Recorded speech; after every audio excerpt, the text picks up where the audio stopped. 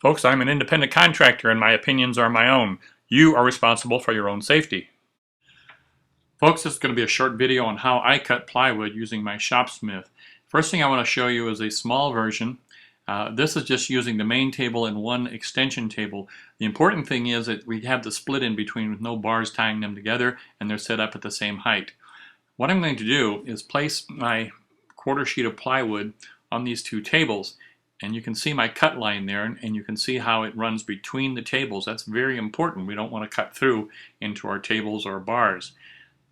So once I have that in position, I'm going to clamp that down. Whatever kind of clamps you have will probably work. I like to use 4 clamps if possible so nothing can move around.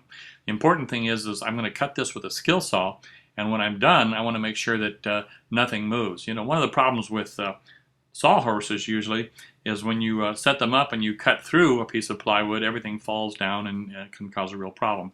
I'm using a straight edge. This is just a clamping edge that I have, and it works fine. And again, notice where my line is in relationship to the tables. I put a mark on my scrap side so I can see that. Here's a shot from underneath, and I keep emphasizing this, folks. I don't want anybody to cut in their table and email me back and say, you know, I ruined your table by showing you this. So very important that our saw comes through the gap, as you see here.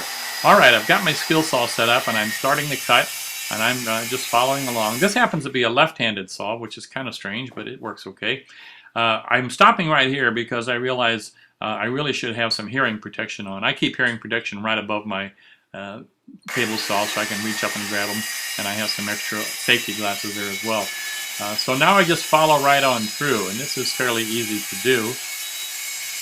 And because this is a small saw, I can handle it one-handed. If it was a larger saw, I might have to step over to the other side. Now, I haven't cut all the way through. The reason for this board has quite a bow in it, and I didn't want it to pinch right at the last minute and maybe kick back on me and ruin the cut. So I just finished that last little quarter bit with a handsaw, and that's all there is to it. If the plywood is perfectly flat, you probably won't have to do that. All right, here I've cut through, and you can see again how this is set up. Now you're looking at it from opposite the operator, as though you were looking at the operator. And underneath, you can see the completed cut coming right through the two tables. And I want to show you a couple pictures of that so there's no confusion whatsoever. Okay, folks, I think that's fairly straightforward. Now, this is a quarter sheet of plywood, and obviously fairly easy to handle. But again, it would be tough to cut that just on a table saw. So this works out really well, and I think it's much better than your standard sawhorses. Now, what I want to show you is the much more difficult setup, and unfortunately I don't have a 4x8 sheet that I can wrestle up there and show this to you, but here's the idea. What you want to do is put your 4x8 sheet of plywood up on top of your Shopsmith with the tables completely spread out, and then slide your spacers underneath like I have here. These are just pieces of 1x, and you slide those after you put the plywood in place. What that's going to do is support your piece of wood, especially for a rip cut, because now I can stand and rip the entire 8-foot length, and the pieces that I have on there, my spacer pieces, will support the cutoff piece and nothing's going to fall onto the floor. Ideally I would have 4 pieces that were 4 feet long, but I didn't happen to have those available, so I'm using what I have here. Again, folks, you would clamp the plywood to the Shopsmith tables so that when the cut is complete, nothing can fall off. Make sure you check underneath to make sure you're not going to be cutting into any part of your Shopsmith.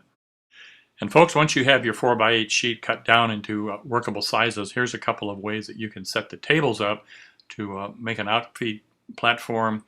There's just a lot of ways you can arrange these tables. Be creative with it, give it a little bit of thought, and that works great. Thanks. And if you want to see more videos like this, remember to hit the like button and leave a comment. I appreciate it.